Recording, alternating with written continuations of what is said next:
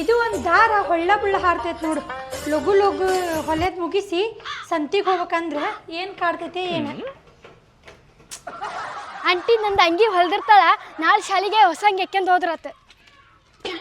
Aunty ರೀ ರೀ aunty ರೀ ಆಂಟಿ ರೀ. ಯಾರವಾ ಬರ್ರಿ ಒಳಗೆ. ಆಂಟಿ ರೀ ನಾನು ರೀ ಶಾರಮ್ಮನ ಮಗಳು, ನನ್ನ ಡ್ರೆಸ್ ಹೊಲ್ದಿರಿ.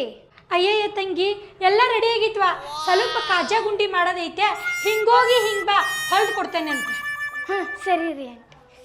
ಈ ಹುಡುಗಿ ಹಂಗೆ ಕೊಟ್ಟಿದ್ಲು ಮರ್ತ ಹೋಗೈತೆ ನಡಿ. ಒಂದು ರಾಶಿ ಅರ್ಬಿ ಒಳಗೆ ಯಾರು ಅರ್ಬಿ ಅಂತನ ಗೊತ್ತಾಗ್ತಿಲ್ಲ. ಆಂಟಿ ರೀ ಹೊಲ್ದಿರಿ ನನ್ನ ಡ್ರೆಸ್. ಅವಿ ಇನ್ನೊಂದು 2 ತಾಸು ಬಿಟ್ಟು ಬರ್ತೀಯ, ಹೊಲ್ದು ಕೊಡ್ತೀನಿ. ಆಂಟಿ ರೀ 2 ತಾಸು ಆತ್ರಿ ಹೊಲ್ದಿರಿ. ಇಲ್ಲ ಅವಿ ಒಂದು ಕೆಲಸ ಮಾಡು, ರಾತ್ರಿ 8 ಗಂಟೆಗೆ ಬಾ, ಹೊಲ್ದಿಟ್ಟಿರ್ತೇನೆ ಅಂತ ತಗೊಂಡು ಹೋಗ್ಬಿಡುವಂತೆ. ಆಂಟಿ ರೀ 8 ಗಂಟೆ ಆತ್ರಿ, ಈಗ ಹೊಲ್ದಿರಿ.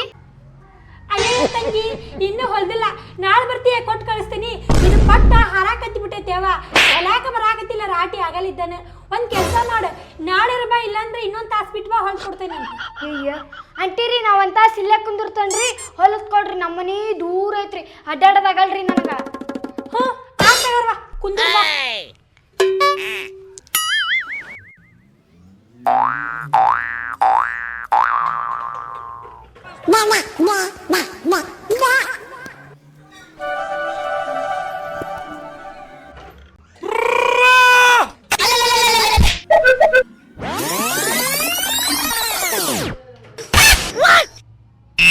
ಹುಡುಗಿ ಯಾಕೆ ಸುಮ್ಮನೆ ಆಗೈತಲ್ಲ.